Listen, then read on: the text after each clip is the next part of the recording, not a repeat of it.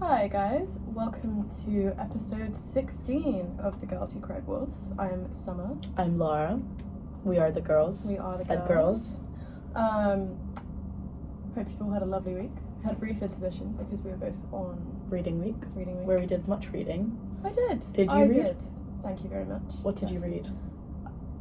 I read an essay by Camus called Create Dangerously. That was really good. Highly recommend. A bunch of the book that I'm talking about today, which I have yet to completely finish, but I'm almost there. And then something else. I read The Country Girls by Edna O'Brien, and it was actually quite interesting. I read this. It's called A Lady in Kyoto. A Lady in Kyoto. Very, very good. You can borrow it after. I'm also reading Wuthering Heights. I'm Ooh, rereading nice. it. Yeah, Nice. It's actually In preparation. insane. Have you seen the film? Yeah, I have. Nice. It's so fucking shit. Like, I'm sorry, excuse my French, but like, don't spend your money on it. Okay. It's terrible. Okay. Today our episode is Journeys on and off the page: the art of travel writing. That is a fantastic title. Thank you. I like it. And we actually got a message. We got an Instagram DM saying, "Hey girls, I've really been enjoying listening to your podcast, especially on the history of gossip. Would you ever think of doing one on travel writing? I love reading travel memoirs, and hopefully this might inspire others to read them. Thanks." Super cute. Super sweet. Nice. Very nice. Thank you. We love when you write in. Yeah. Please write in. Yeah. But I love a bit of travel writing. Really, So I'm this not. was- okay. All right. I'm not of that diverged persuasion. No. Fair enough. However, there was one travel book that I adored that we read last year that I will be talking about. Okay. Yeah. Did you I not was like that I was book? not a fan. No. I loved that No. book. Okay. Basically, Well. whatever like freaky, random, like whimsical thing we had to read, I ate up, and everybody else was like, "What the hell is this?" I respected some of them, but just. Did you respect the Fairy Queen? Eh, long. Long. Funny though. Eh. Anyways.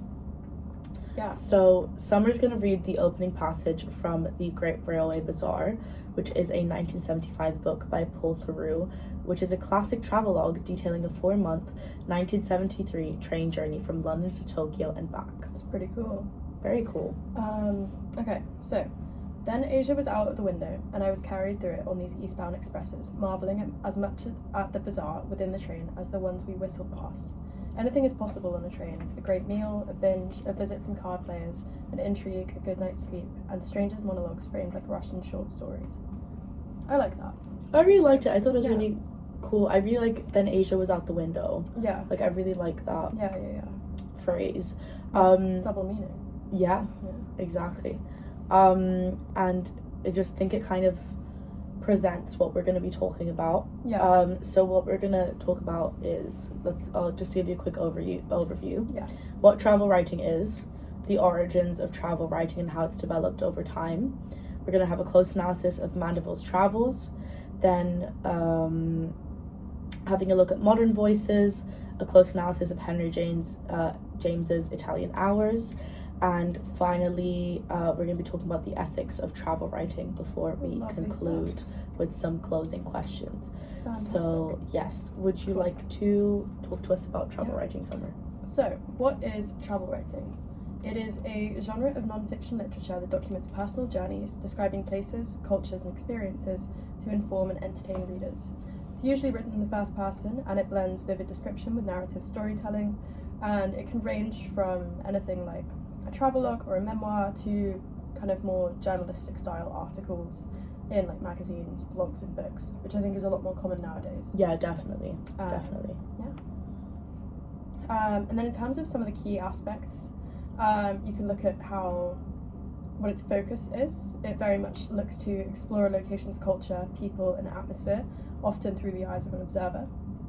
In terms of its purpose, it really aims to invoke a sense of place, providing both practical information and emotional, engaging narratives, which you definitely see more so with the Henry James, I think. And then in terms of structure, it's often structured around the author's personal itinerary or experiences, and types of travel writing can include adventure writing, travelogues, and guidebooks.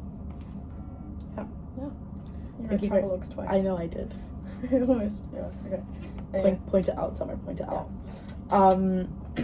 So having a look at the origins of travel writing. So it is quite an old discipline, I would say. Very much so, yeah. Travel writing begins at the intersection of exploration, trade, pilgrimage, conquest, and curiosity. Long before it became a literary genre, it was a way of recording encounters with the unknown. So, first off, in the ancient world, so the Greco-Roman era, early travel writing grew out of practical documentation of trade routes, geography, diplomacy, but often evolved into storytelling. Here we have Herodotus from the 5th century BCE, who is often called the father of history, and his book Histories describe Egypt, Persia, and Scythia, which blends observation, myth, and ethnography. Then you have Strabo from the 1st century BCE, and his Geographica catalogued the known world, combining travel accounts with geographic theory. The key features of this era are that travel writing were a form of ethnography and geography, mixing fact, hearsay, and legend. So very, very nice. Mystical. Sorry. And then as you progress into the medieval era, thank you very much. Travel writing often took the form of pilgrimage narratives and accounts of long distance trade. So in this way you can consider the Silk Road and like crusade contacts. And then the travels were one of the The travels were one of the most influential travel narratives in European history, shaping Western views of Asia. How on earth do you say that? Ibn Battuta? Sure. Ibn Battuta? His Rila documents 30 years of travel across Africa, the Middle East, India, and China, offering a rare non-European perspective, which is something that you really wouldn't have had if you were, just your average Joe at that time. I don't know where that phrase came Your from. average Joe is crazy. I've never heard you say that ever. Never said that. Anyway. But yeah, so a key feature of this era, travel writing was sort of more of a marvel literature. It was very much filled with wonder, exaggeration, and cultural comparisons.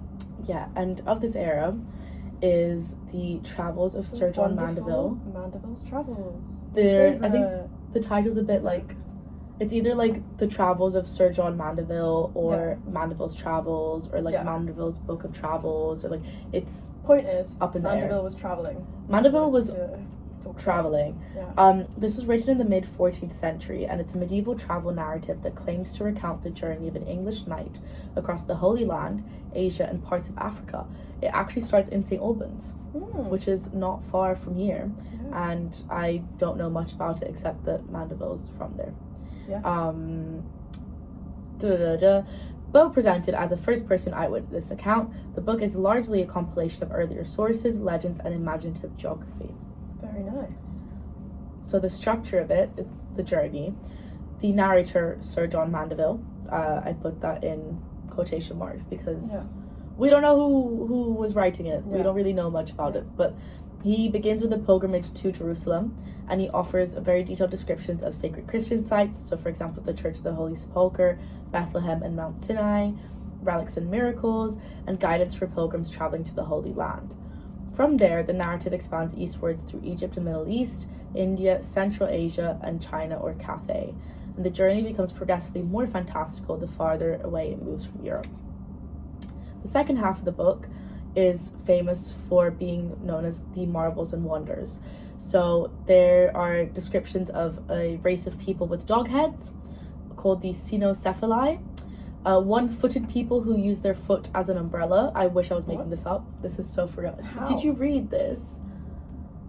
Maybe not. Because I read the first half and I was like kind of bored, and then I read the second half and I was like, this is thrilling. As in like the foot. The foot is it has one foot and the foot is an umbrella. What, the foot that they do have? Yeah. How? Well, maybe the foot's on their head. I don't remember where the foot was confused. located. What do they mean like the amputated foot? No, they just have one foot. Okay. Maybe it's like a really long leg and they can like put it straight up like 180 degrees and like, do you see what I mean? How would you move? You couldn't move. With your hands. Okay. You've got an umbrella. You don't have your hands holding an umbrella. State of hands down. So you can just scuttle. Okay. Right. Giants and Cannibals, Earthly Paradise, and the powerful, mysterious Christian ruler Prester John. These accounts mix classical mythology, biblical lore, crusader legend, and medieval folklore.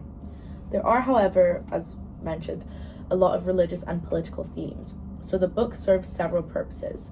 Encouraging Christian pilgrimage is very much one of them.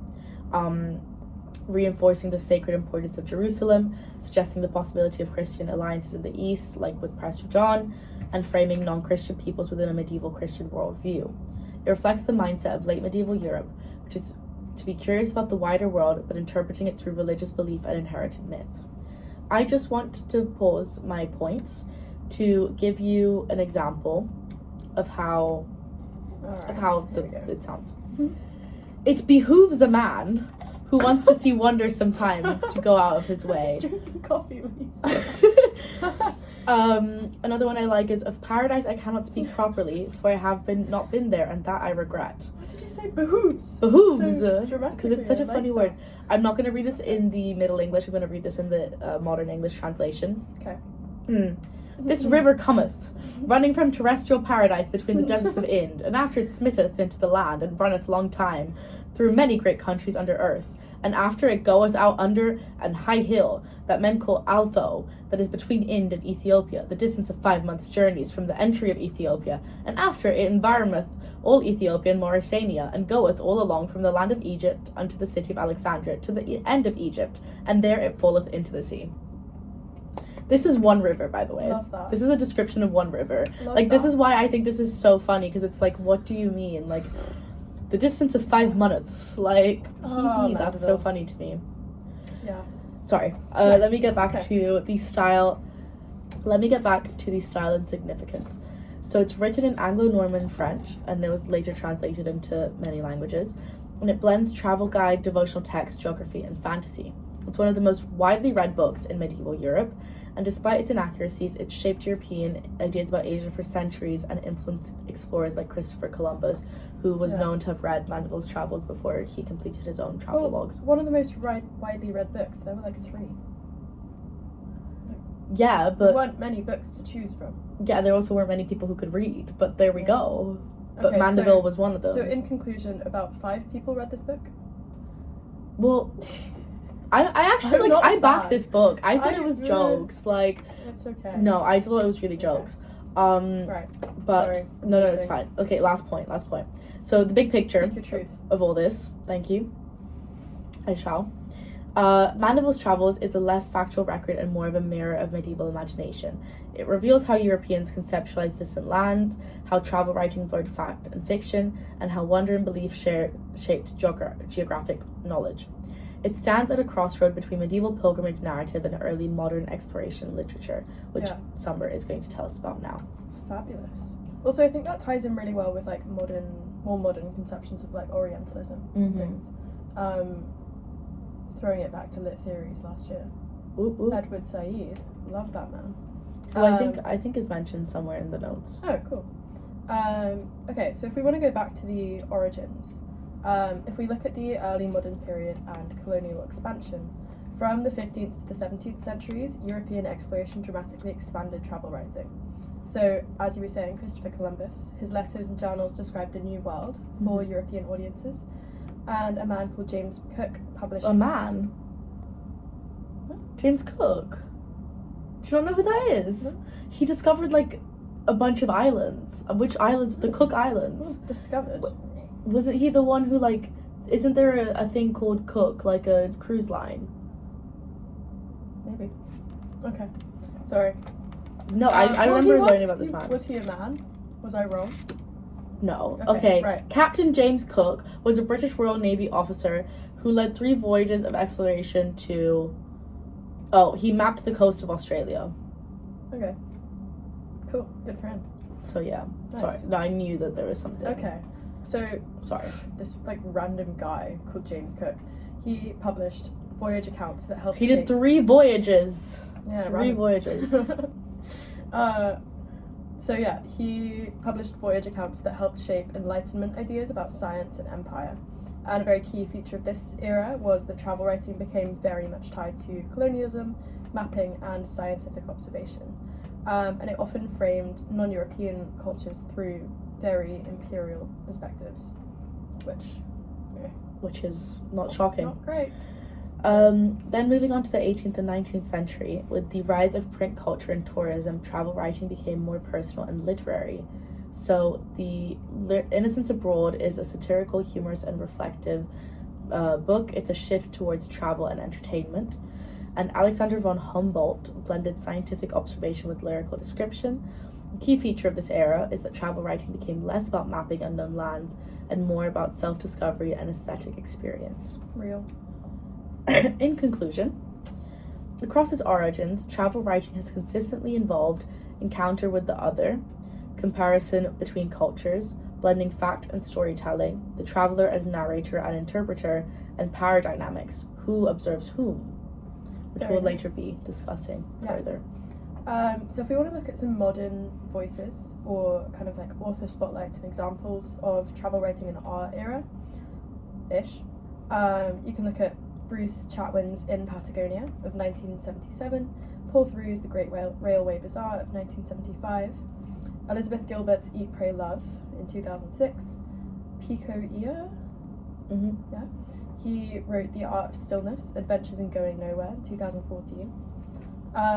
So obviously it's a very much more expansive genre nowadays, I would say. Yeah, definitely. Especially like with the rise of social media and I guess I don't know. Yeah. I don't know where I'm going with that. Anyway. There is points on this later. Yes.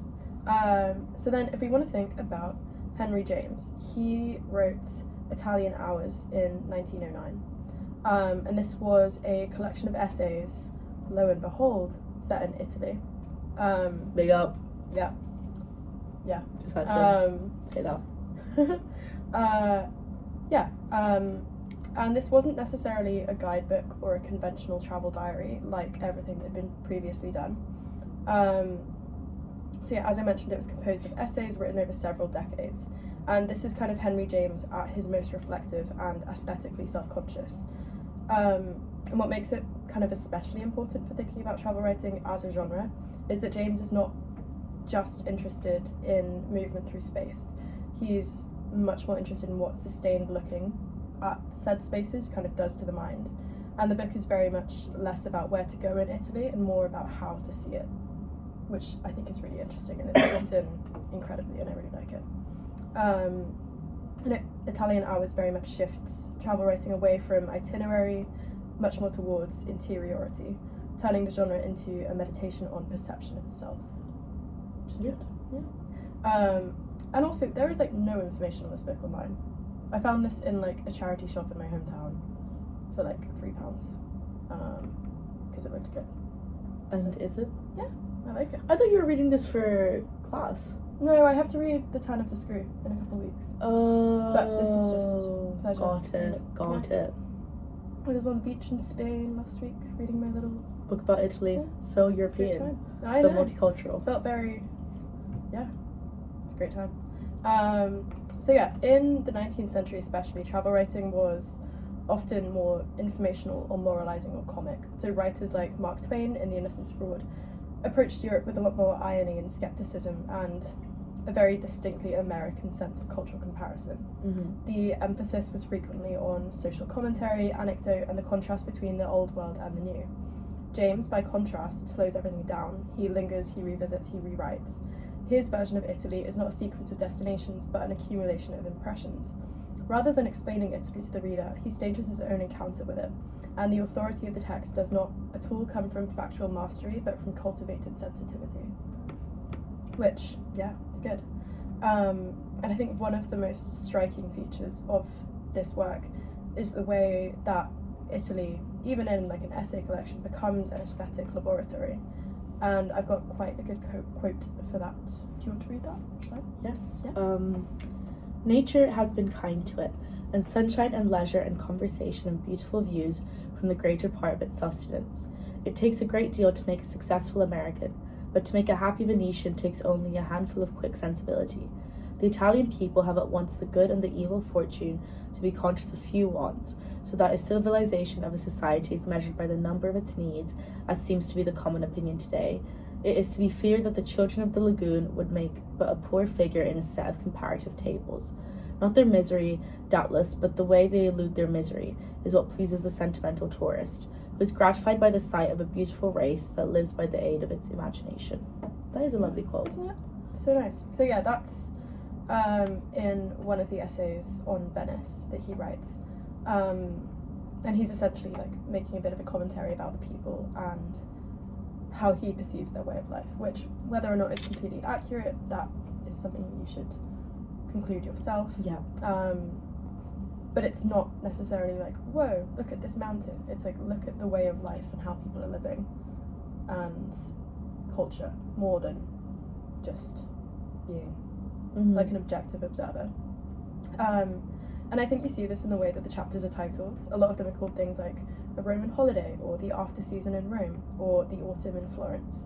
So it's very much about painting a picture instead of just being instructional. Yeah. Which I quite like for travel writing as a form.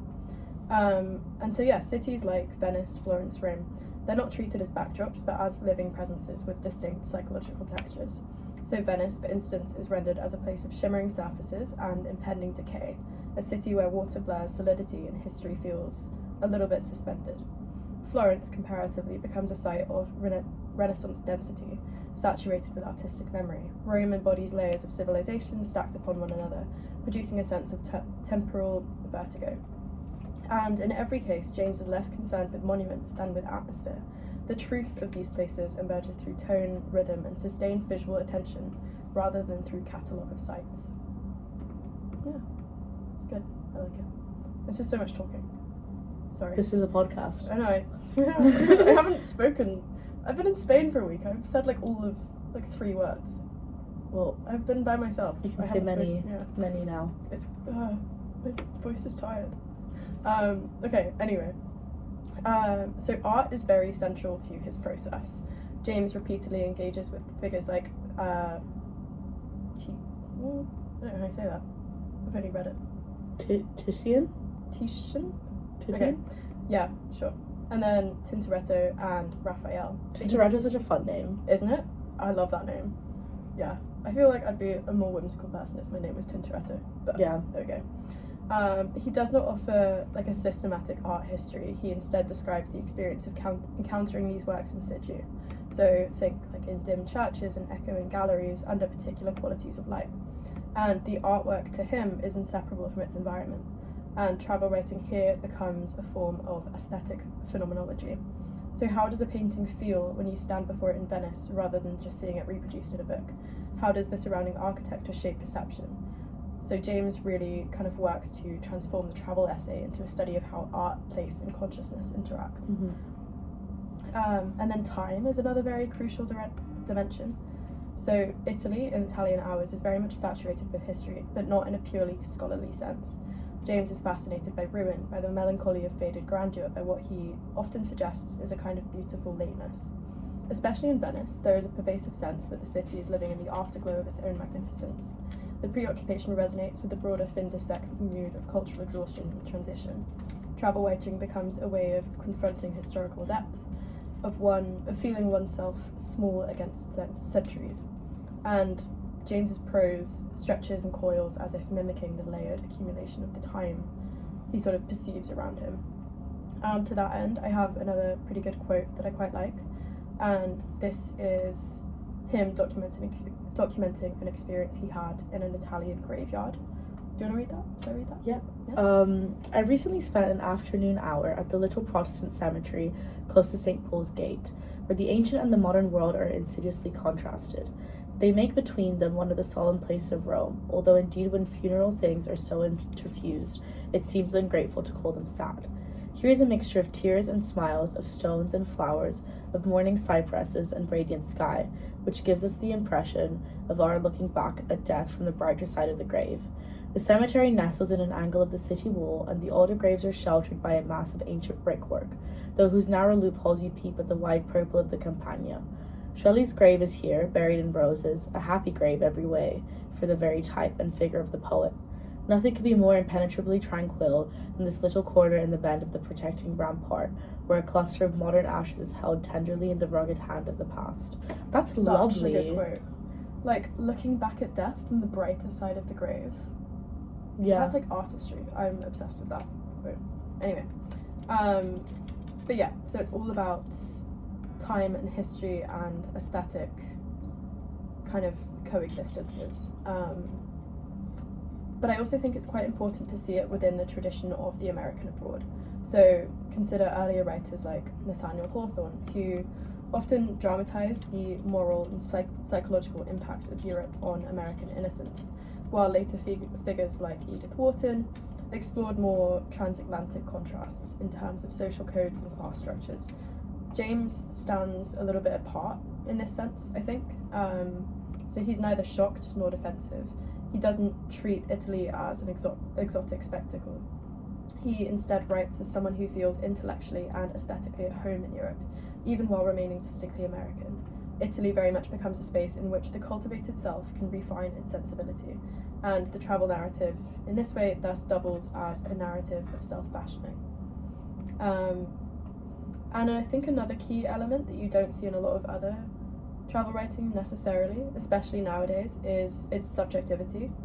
James makes very little pretense of neutrality. He frequently signals his preferences, his disappointments, his moments of enchantment, and how individual those are to him. The place exists as filtered through his temperament, and in this sense, Italian Hours anticipates later literary non-fiction, in which the self is not an obstacle to truth, but the medium through which that truth is apprehended. And travel writing ceases to be about objective description, becomes an art of consciousness. The reader is very much invited not to simply learn about Italy, but to inhabit James's way of seeing it. Which I quite like. And it's made me want to go to Italy again. Makes me want to go to Italy. Yeah. Haven't been in a while. You were there like a couple months ago, no? I am Italian. No, yeah. It is We're my both going in people. summer, no? Yeah. Yeah. I don't know. Very excited. Don't even talk to me about my summer plans Oh, right now. okay. Like, don't even. I'm in the fucking trenches looking for an internship. Yeah. Like, don't. Well, I have job. You have need to job. leave. You do have job.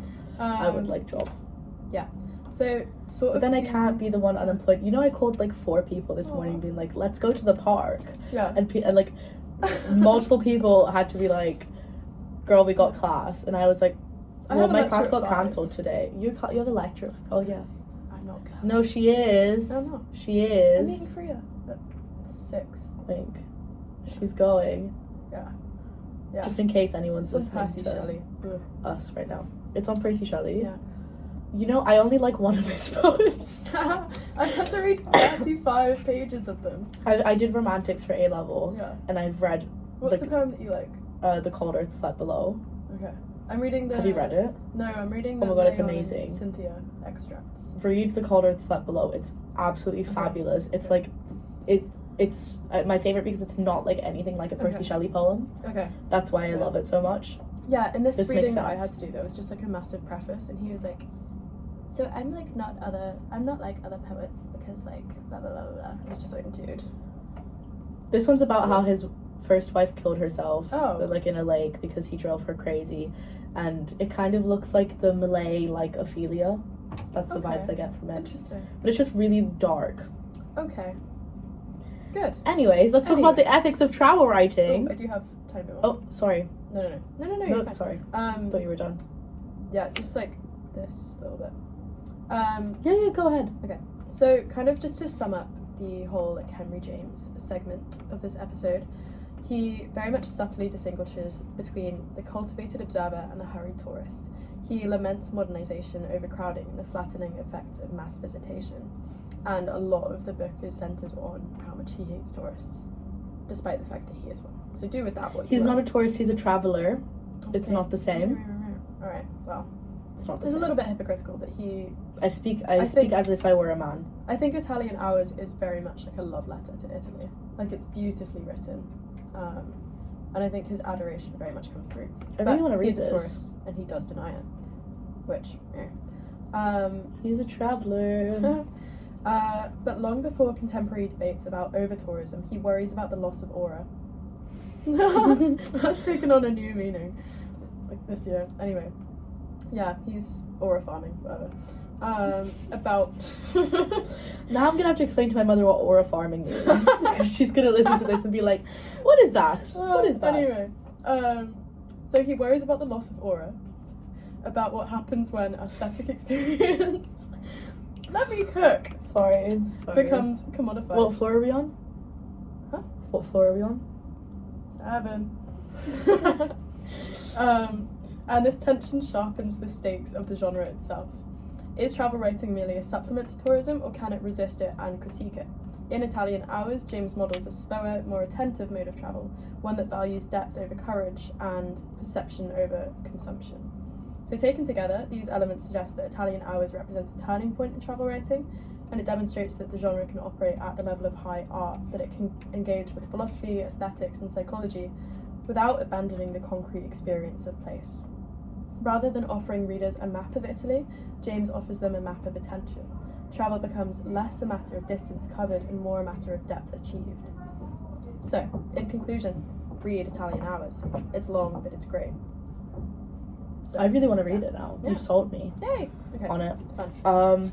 Now let's talk about the ethics of travel writing. Indeed. So obviously this is a really big point, Especially nowadays. But even looking at it from like before, if we look at ethics in the sense of identity, and I think the main issue with travel writing at its origin was very much rooted in colonialism and power imbalances and these things, and that's kind of melted away a bit today in a sense with social media and stuff, but this now has new concerns of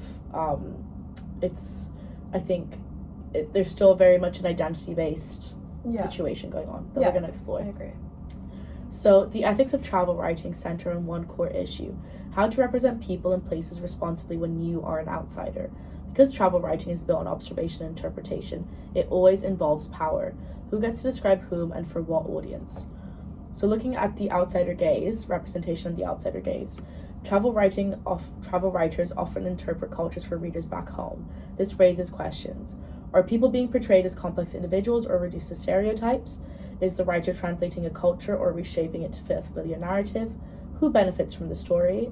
And historically, many travel accounts, especially during colonial expansion, frame non-European societies as exotic, primitive, or inferior. Writers today must be aware of that legacy. Precisely. Yeah, that's very well put. So yeah, if you want to look at colonialism and power a little bit more, travel writing has deep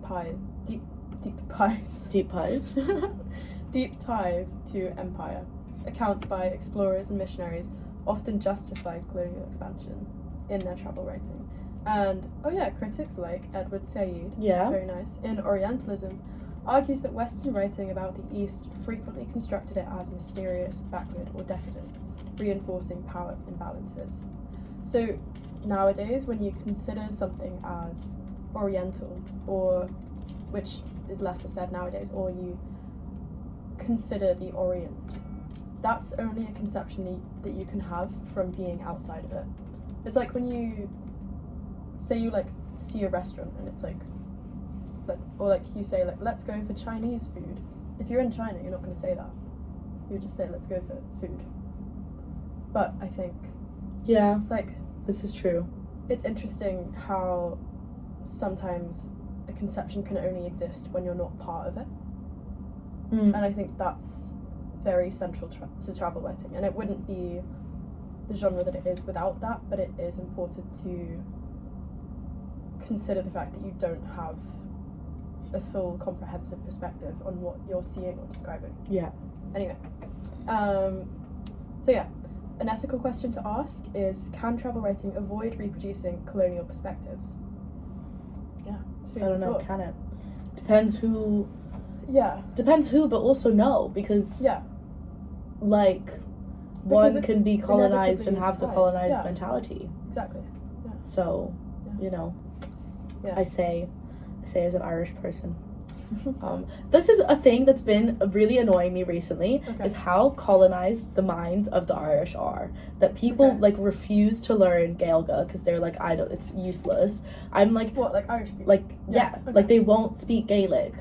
And I'm like, why? Like, I really want to learn Gaelic. Like, it's just impossible. It's really difficult.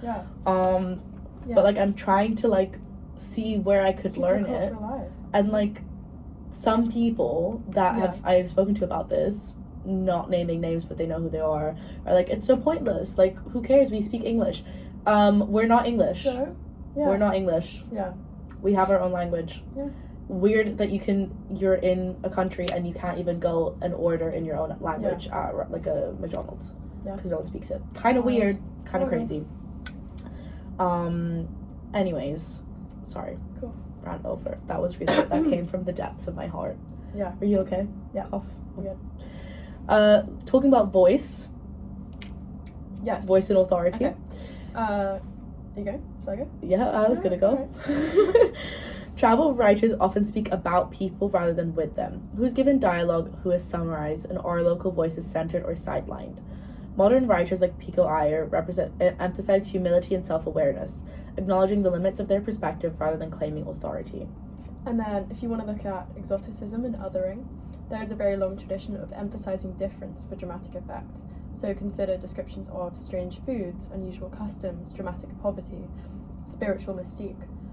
While difference is very much an integral part of cross-cultural experience, ethical writing asks, is this detail contextualized, and does it humanize or sensationalize those people in that place? And talking about sensationalization, yes. Poverty, trauma, and disaster tourism. So writers sometimes document hardship, conflict, or poverty. Ethical concerns include, are people reduced to symbols of suffering? Is the writer turning trauma into aesthetic material? Has consent been considered? And this issue overlaps with journalism and documentary ethics. Yes. And disaster tourism is a really weird concept to me. Like people who go to like Hiroshima. Yeah. Or like Wild. Chernobyl. Yeah. Or I don't even places where horrible things like have in happened. the name of, like discovery. It's like, I think it's really odd. Yeah. Really odd. Yeah. And also I think this episode is very relevant to what's currently happening in the Middle East. Yeah. And like the whole conflict with like Iran and America and Israel. Like I've been on TikTok a little bit recently and I've seen so many influencers like stuck in Dubai airport and they're like, yes, and they won't shut up. And they're like, oh, this is actually like really annoying for me. It's like such a waste of a day. Like we have events, we need to get our luggage. I hope they put us up in a nice hotel. And I'm like, people are dying. People are literally I feel like dying. Especially a conception of Dubai, which has obviously been, attacked. It's so, by like Western society, it's so far removed from its location. Mm-hmm. Like people consider Dubai not as part of the Middle East, but like this like massive like technologically advanced hub of like luxury and everything. And I'm like, you can't ignore the context. You can't ignore where it is. Mm-hmm. Like, I just think it's horrible. I think it's so tone deaf. Yeah. And horrible. 100%. Like at least you're just hearing missile strikes and not getting hit by them. Like I just really, really sad. Really sad. Honestly, it's disgusting. And we hope everyone is okay. Yeah, that's another episode. Yeah, we're not gonna. We won't get into that, but you know what we think. Yeah. I'm gonna do a Substack article on my takes. Actually, you should. Yeah. Anyway, go read my Substack. So go do that. Yeah. So if we want to consider the self versus the place, many modern travel memoirs focus heavily on the writer's personal transformation. For example, books like Eat, Pray, Love have been praised for introspection, but criticised for centering Western self-discovery while treating other cultures as factual. Mm-hmm. And then there's this ethical tension again. Is the place a living culture or just scenery for the writer's own personal growth? Yeah. It's like when you like go to like Bali and find yourself. Yeah. I don't know. It's like, no. I don't know, because I'm conflicted about this, because I do think that there are areas that are less maybe developed as our areas are, and therefore it is easier to connect like with yourself. Like I do think tropical areas have a different way of living that is more natural for the human body, like living with the seasons and like the way that the time is different. I think, there's definitely a lot of nuance to it. But I do also reckon, like, people say this about Sicily all the time, because it's like kind of a bit different and like it's a lot less, I would say, developed than like for other places in Italy, but like, and it is very rural and very like remote in some areas, so you do feel that kind of sense of it. But then also like being from there, I'm like, what do you mean? Like you see me as less than just because like we have to like travel by boat and we don't have Yeah. like, I don't No, know, exactly. an airport. Yeah, Like- and I think a lot of the time people see what they want to see, and they maybe sometimes bestow more credit on themselves than like the place that they are. Mm-hmm. Like, oh my god, I found myself, but like, no, like that Maybe place you just existed. went off your phone and didn't have to Yeah. work a horrible job that you hate. Pretty much, yeah. Anyway, transparency and truth. Transparency and truth. Travel writing blends fact and narrative craft. Ethical questions include: are events rearranged for drama? Are composite characters used? And is dialogue reconstructed? Controversies around fabricated or embellished travel memoirs have heightened sensitivity to factual accuracy. Fab. And then if we want to look at travel writing in the digital age, with Instagram, blogging, and influencer culture, as I just went on a bit of a tangent about, destinations can become commodified. Hidden gems can be overrun, cultural experiences can be simplified into content, and writers now face these ethical questions not just about representation, but about the impact of encouraging travel to certain places. And I guess it's Yeah. hard as well, but everything is hard with social media because on one Yeah. hand you want to present information in a correct way, but Yeah. on the other hand you have to sensationalize it a bit for like Yeah. clickbait and views and, you know, engagement Yeah. and stuff. Yeah, So it's yeah. like quite a difficult spot Mm. for. I don't really consume a lot of travel content, but like I'm sure it is Yeah. like a I mean- difficult spot to be in. I think if you consider something like a place like Hawaii, I would absolutely love to go, but ethically I know I never will, because Yeah. the like tourism industry there is just so detrimental to like the citizens' culture Mhm. and everything. And while, you know, I think I personally would get quite a lot of joy from going to Hawaii, I know the implications that that would have on its people, and I'm like, See, I would go, but I'd try and make it as like not stay in a big hotel and like yeah, you know, try and yeah. make it as ethical Yeah. as possible, but I do see your point. Yeah, and it's just like the economy is so dependent on tourism, and I'm like, it's so sad to have to be dependent Yeah, on on something that's outside of destroying your you. own nation. Yeah, and something that's destroying you. Yeah, it is really Anyway. sad. So what does ethical travel writing look like? So, ethically aware travel writing often includes self-reflection about privilege and perspective, contextual research, humility about interpretation, inclusion of local voices, avoidance of sweeping generalizations, and an awareness of historical and political context. I think that's quite Yeah, well summarized. I think And seems like a good way to Mm. not get around it, but to Yeah. express so. Yeah, yourself I through agree. travel writing. I agree. Because this isn't like an episode to say don't ever travel. It's just, I think, a consciousness of the culture that you're visiting Yeah, and a respect for it. yeah, I think definitely. it's something that we're losing a little bit in the modern day. Yeah, touch. Yeah.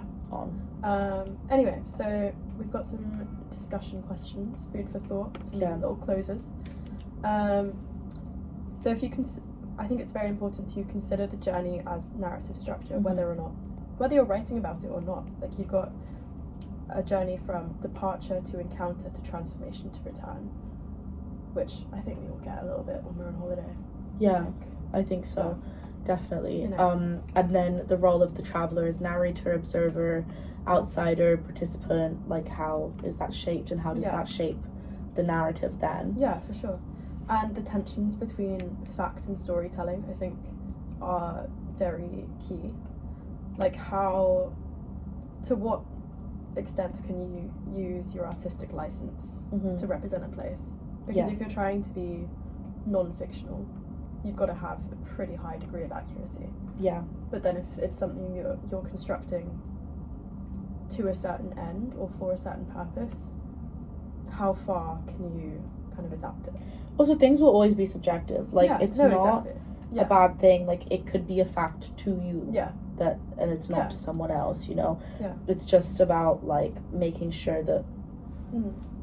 like, you're not speaking about something you don't know about, Yeah, I would which say. I think is quite often done. But And then, is travel writing about place or the self? I feel like it's about the intersection yeah, between the two. yeah, exactly. Because the self does change depending on the Yeah. place. Yeah, for sure. And like, you wouldn't have the travel writing without the place, but you also wouldn't have the writing without someone there to witness it. Yeah. So, yeah, intersections and things. And finally, how has travel writing shifted from imperial exploration narratives to personal and political reflection? I don't think it's completely shifted away from the imperial exploration, to be honest. No. I think we're in a different form of it now, where... Yeah, we're in a less recognisable form, for sure. Yeah, and it's very much about, like, TikTok tourism and, like, 100%. how they've had to cover up parts of Mount Fuji. Yeah. So, like, people don't just stop in the middle of the street and take Yeah. pictures Exactly. and disrupt, like, Yeah. people who live there. And it is so horrible because it's maybe a once-in-a-lifetime opportunity for you to go and see something. But also, like, it's like when people are walking around London and they're tourists and stuff, and it's like, you can't just stop in the middle of the street to take a picture because I'm bumping into you.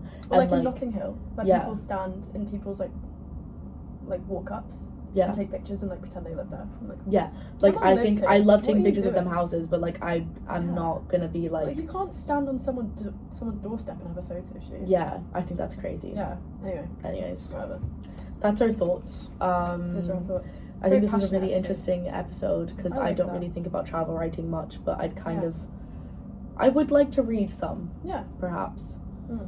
Maybe if I go to somewhere learn like to really Italian cool, hours. like Japan. You should read Italian hours in Italy. I should Yeah. indeed. Yeah. Perhaps, Okay. perhaps I'll make my own of these Sicilian Ooh, Sicilian yeah. minutes. Sicilian minutes. It'll be much Ooh, shorter. I like that. Yeah. Much shorter, Do it. much more brief, Do it. and also hilarious. Yes. Yep. Do it. That's my summer plan. Sicilian minutes. Nice. I look forward to it. Perf. That's a good Substack article. Sicilian Let minutes. me write. Loki, let me write that down. Yeah. This episode is literally just us plugging our Substacks. Yeah.